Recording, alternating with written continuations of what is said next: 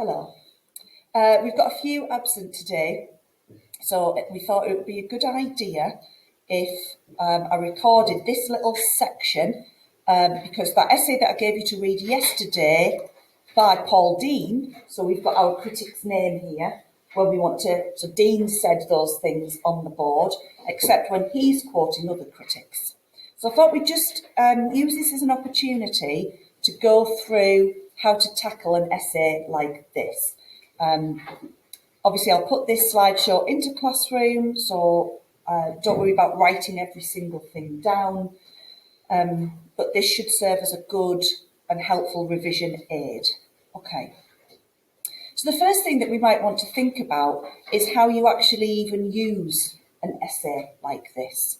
Yes, you're going to read it through, you're going to read it again, highlighting things you like, you don't understand, and that you want to question. With this essay, the first page in particular wasn't entirely helpful to you. And at that point, if you just found that essay yourself on the internet, you might have gone, oh, it's all about comedy of errors, I don't need this. But after that, it got to some good stuff, didn't it? Yeah? So first of all, we've got to skim read it really quickly and learn not to be put off by not understanding the first few paragraphs. Because that's what I did. On Saturday morning when I was doing this, I was like, where's this going? Why is this about comedy of errors? But I kept going. Paraphrase the main points of the article. So paraphrasing then helps you break down to think whether it's helpful or not. So the paraphrase was, here, Dean makes comparisons between Comedy of Errors and Twelfth Night. Because there's no AO3 context mark for this essay, that's not particularly helpful to me now, but because I need to know about the genre of comedy, and because I might be going on to be an English literature undergraduate, maybe this can be filed away for some future use. You don't know, do you? Okay. So how do you, when I say an essay like this, but what I mean is a particularly challenging essay. And I've broken it down into those three areas, which are our assessment objectives for the two parts of the exam. First of all, does it offer me any AO1? Does it help you understand the scene better? Has it? Has anyone read that essay and thought, I have a bit more of an idea now of what's going on in Act 4, Scene 2? People are nodding. Did it just confuse some of you further?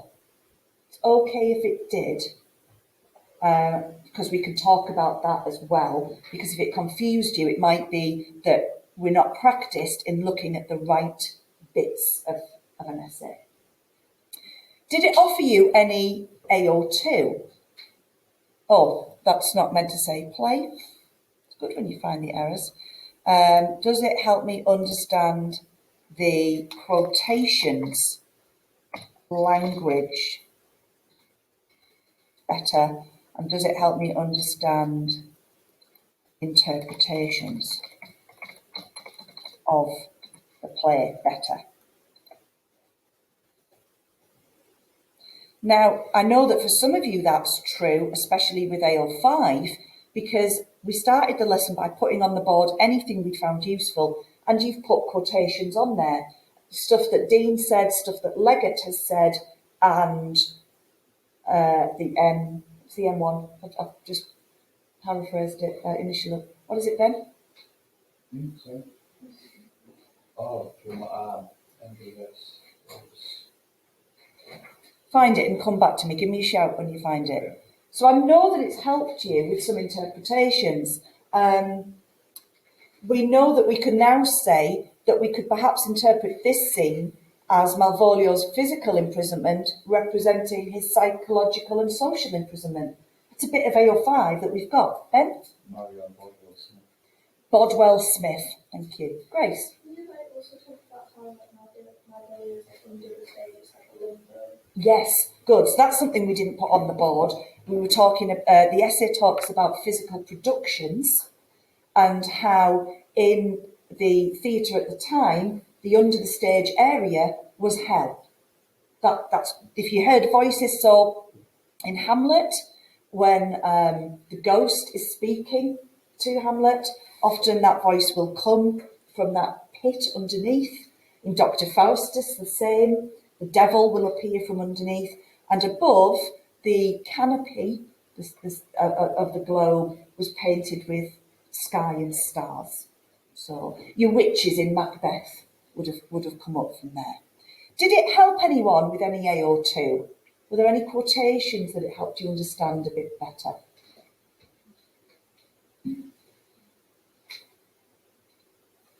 Grace? Maybe like the religious imagery, it kind of shows the kind of purge Malvolio anyway. Lovely. So that was exactly the answer. If nothing else, there's a focus on that religious imagery in the language and this idea of kind of purging, of exercising, of cleansing Malvolio of his madness, which has been caused by the devil. But we get that, where have we seen that? The play opens with Orsino wanting to purge himself of love. Give me excess of it. We thought she might purge the air of pestilence, he says of Olivia.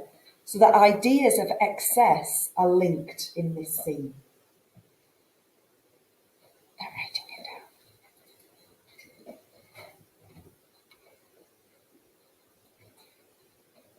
it down. Okay. Now, if after reading an essay, it doesn't help you do any of those things, bin it. It's gone. It's no help to you.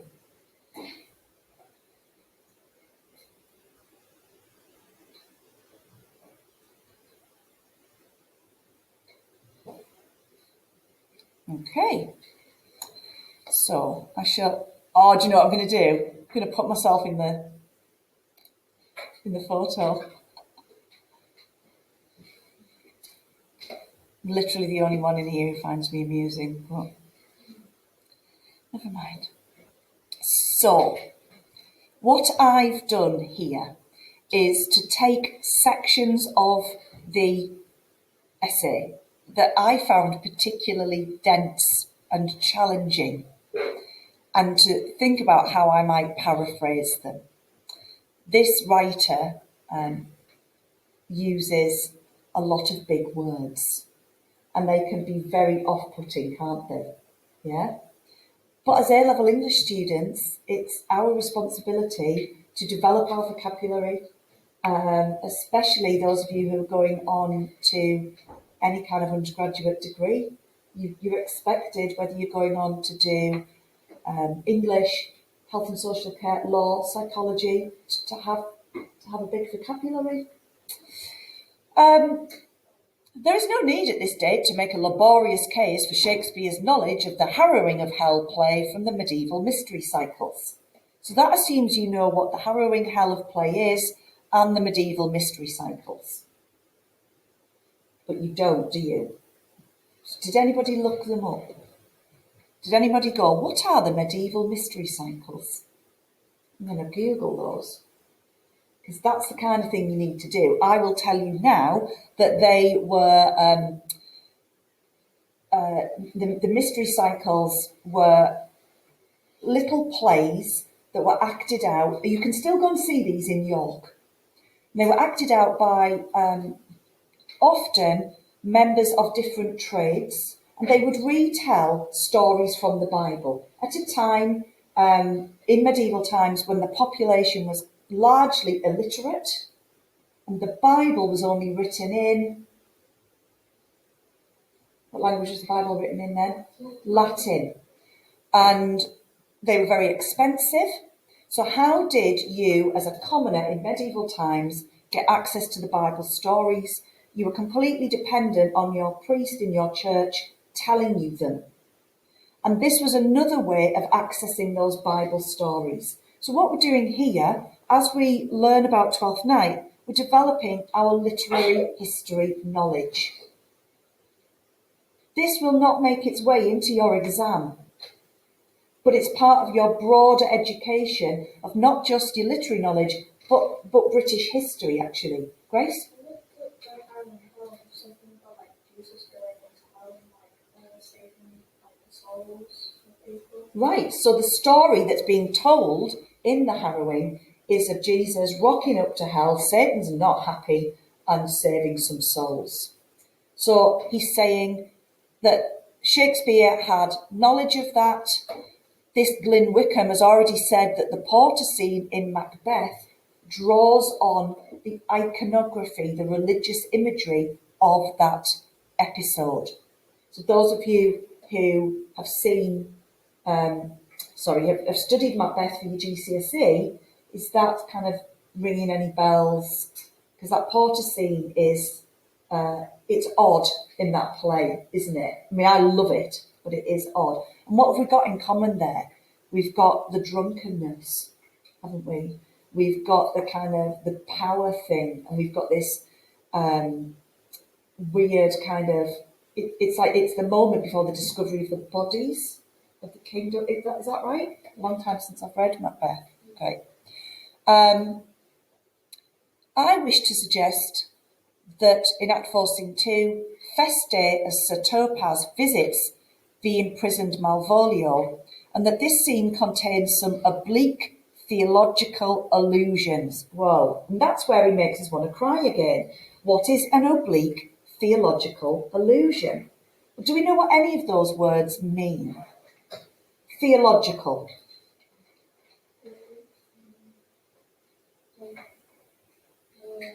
What's theology, the study of?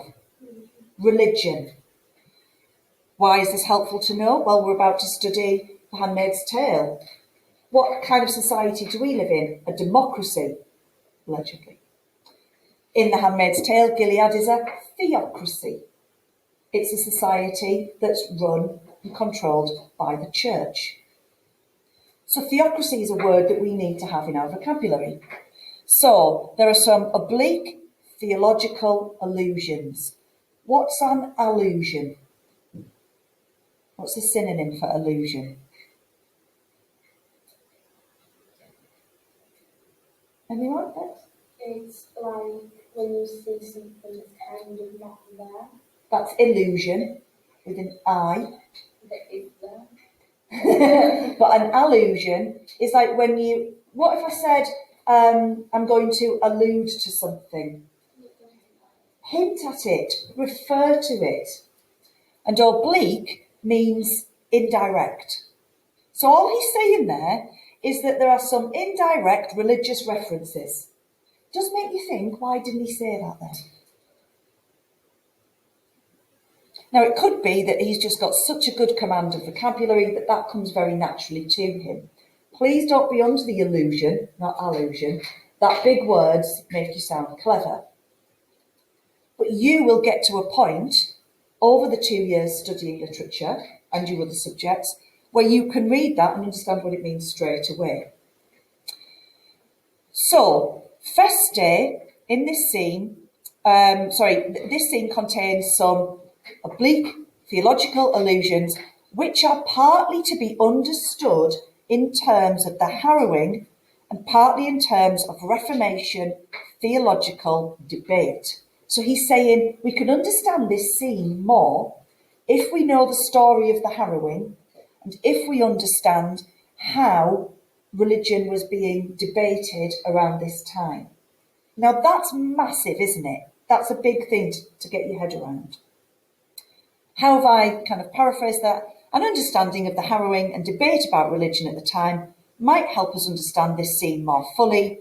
Shakespeare was brought up as a Catholic, I should put there, which has a relevance here. It's like it's part of kind of his DNA, so it's informing it. Right. It says that this may colour the tone of the later part of the scene. That's the first bit. If we get over that, that's the biggest hurdle to understanding this essay. Are there any questions? Right, okay, let's move on then.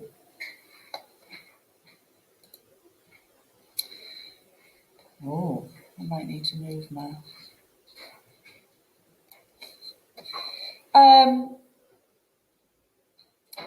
So, Carinus and Lucius have been raised from the dead. They're the sons of Simeon. And they want to tell the story of the defeat of Satan, death and hell by Jesus. But when they're raised from the dead to tell this story, they ask for paper to write it down. How does this help us? Well, audiences at the time would have been familiar with this story, or I'll qualify that, more familiar than we are, and they might have made that link. If not, at least we know that there's something about storytelling and the power of it through language, either spoken or written, because we've seen that elsewhere in the play, haven't we? Lucy's nodding. The contrast between the darkness of hell and the brightness of Christ's coming is stressed, similarly to the contrast in Twelfth Night. I'm going to skip that Tartarus bit because it isn't helpful at this stage. So, the Harrowing, Jesus visits Satan and is defeated. Oh, that grammar is poor. Jesus visits Satan and defeats him. That makes it sound there like Jesus was defeated, doesn't it? Defeats him, and there are links between this story and 4:2. Jesus approaches the gates of hell, demanding entrance. Satan is at first, what are you doing down here? Then he's really scared because it's Jesus. Jesus enters unopposed and preaches salvation to the patriarchs who acclaim him and are then led off to heaven. So that's all you need to know. Jesus goes to hell. Then Satan is scared. Then Jesus rescues some people. Are we all right with that? So that's the harrowing of hell. But what's the harrowing of Malvolio? Malvolio is put in a hell-like situation. And he is harrowed. He's tormented. Jesus saves souls. Is Malvolio's soul saved? Is he delivered into the light? Those are the questions I'm asking us to think about in this scene.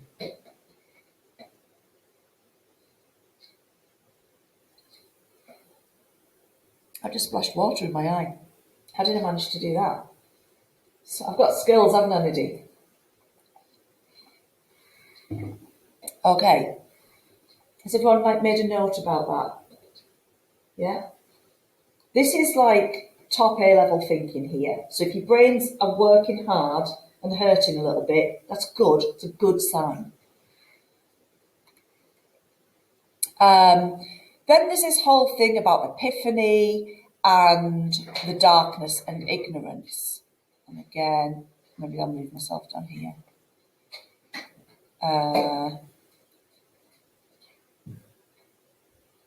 In a play about disguise and deception, so this is how I've paraphrased this. The idea that so this is me evaluating and assimilating. I'm saying, what do I want to say about all of this bit about Ephesians? And particularly, hang on, I'm going through it with my pointer. So, these stories from the Bible have strong thematic connections with their play in their emphasis on the dispersal of darkness by light. So this story in the Bible is about light helping to rid darkness. This 12th Night story is about darkness, as in disguise and deception, being exposed and revealed. That is the oblique theological allusion. There's an example of it right there.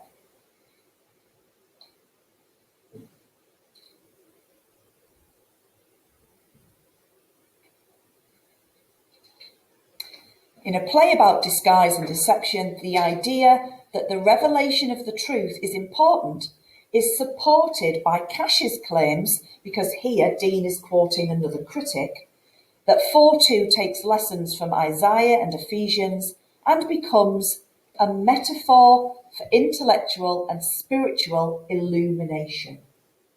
So that's how I've turned this into my own AO5. again, at this point, if that looks beyond you, if you're going, I still don't get it, then you're just going to accept that that's okay because it's November of your first year and that we'll build that up and get there. So I've kind of gone in with one of the hardest texts because if you can get something out of it, you'll feel good. So that as we go along, all the other texts are going to feel more accessible. What does that mean? Right. Any questions on that? Any responses to it? Does that sound about right? If this bit of the play is based on a bit of the Bible, and this bit of the Bible is about lightness ridding darkness, then this bit of the play is about deception and disguise being exposed so the truth can come out. Without the truth coming out, you can't have your happy ending. I think I've laboured my point a bit there. Aha, so it all goes back to misrule and the title of the play. Twelfth Night does convey the general atmosphere of the misrule that was latent during the Christmas cycle of festivities and that made it possible to turn the world upside down. So this is why the setting and the title are so important. That is why the themes and images connected with the idea of reversal are so important to the play. This was indeed a crossroads in the year when night won out over day and the interplay of misunderstandings brought forth a comedy of errors and metamorphoses. The thing is, though, everything needs to be put back in its place at the end. But I would argue that at the end of Twelfth Night, I don't think everything is neatly put back in its place. I think there's still a lot of confusion and what's the word I'm looking for? People haven't been returned to their kind of natural states. Grace? Malvolio doesn't really like put back because he still wants revenge and he still doesn't really understand what's happening to him. That is, Grace, that is a really thoughtful link to make there because and it goes back to that quotation that you could then use to doubly support that idea that he understands that he's been made a fool of, but not that he is a fool. Now, you might not think he is a fool. You might say, well, I disagree with that because he's not a fool, is he? Oh. Okay. Now, what I've done here is for your notes and for your revision, please feel free. There's nothing stopping you. I know these are all in Classroom, but you can print these out for your folders as well if you want them physically in there. So you can see that I've pulled out some sections here that I thought were particularly helpful. So we've got the one that's already on the board from Leggett. We've got this bit about how callously Malvolio is treated. And then these three, we've got Marion Bodwell Smith. At the end of the play, Malvolio only knows, so we've got that one has been made a fool of. And this bit about Feste uttering like the exorcism, the formula for an exorcism. That's cruel, isn't it? It's very cruel. I think that's... Oh, no, that's the last one. So, again, you can just pull out little bits. You could just pull out Shakespeare presents Malvolio as a soul enslaved to spiritual darkness. Nice, isn't it? Nice bit of AO5. That's how we build it up. And that's where I've just gone over a former slideshow. So that slide doesn't refer to you. I've just used the same formula because that's about Satan in Paradise Lost. But that was appropriately, isn't it? Phew! Right. Are there any questions about that? Is that all? Are you exhausted? About Christmas and how it's like relevant to the time I like living in Twelfth Night. Yeah. I don't really get why Christmas makes everything like topsy-turvy. it's not the Christmas, it's this festival called Twelfth Night, which was, it's to do with the kind of parties that they had back then. So for this one night, things would get turned on their heads. God, I've just thought of a weird link to that actually. And again, this just comes from wider reading. Has anyone read The Underground Railroad? Which is about black slaves trying to escape from their plantations. And the slave owners had a similar thing where on this one plantation, this one slave, I'm going to stop using that word now, this one man who was enslaved, when he had his birthday, the plantation owners let them have a party, and when the owners would kind of come and join in, and it was the only time that there was like a bit of a power shift. Now it's used as a set piece in the novel because one of the plantation owners is very drunk and has drink spilled on him, and there are disastrous, violent consequences. But it's a God, you might even see this. What's the film I watched recently? Oh, Rebecca, the recent thing of Rebecca. Or yeah, so you know when they're having the ball, and then downstairs they're having their party, the hired help. Or the scene in Titanic where below deck is where the real partying is going on. And it's the idea that you're allowed, but only by the say-so of the masters, to have this one moment of kind of frivolity, and that things will be turned round and the masters can be made fun of. But it only works because rule will be re-established. The next day, it doesn't matter whether you've got a hangover, it doesn't matter if you hurt your leg dancing, you're back at work and the masters are back in charge. Yeah. Okay. What I'd like you to do now is to take one of those AO5 ideas on Malvolio, right? So the easiest one will probably, he only know, although we haven't looked at the end of the film. What about this one? The self-love of which Olivia accuses him is a severe limitation, isolating him in the world of his own mind. So we're going to practice. Dean suggests, so you're going to put, Dean suggests that, I'll put Paul Dean in case they think you've used his first name.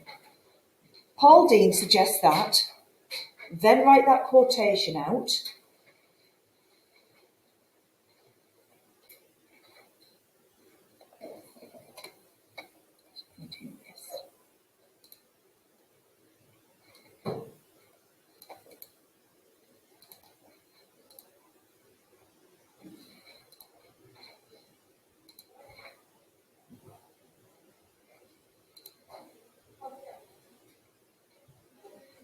It's coming, don't worry.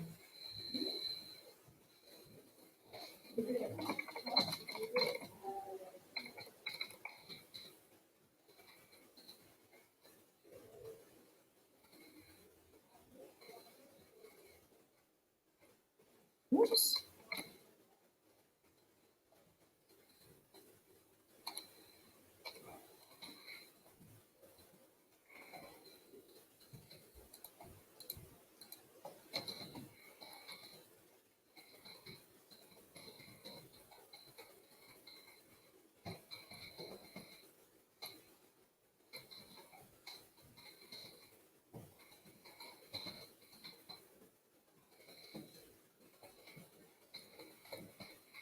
And that's how I'd like you to develop it. You're either going to say that the Tim Carroll production, the one that we've watched, can support that reading or challenge it. Do we see in that production, or any other production that you might have watched, that he has become, that it's his self-love has isolated him in the world of his own mind? Hannah's just done this, everybody. She's just kind of leaned back a bit and gone, which is what I want to see. She's thinking about it. She's not just going, rah, she's going, I'm going to have a think. Okay, I'm going to end the recording there.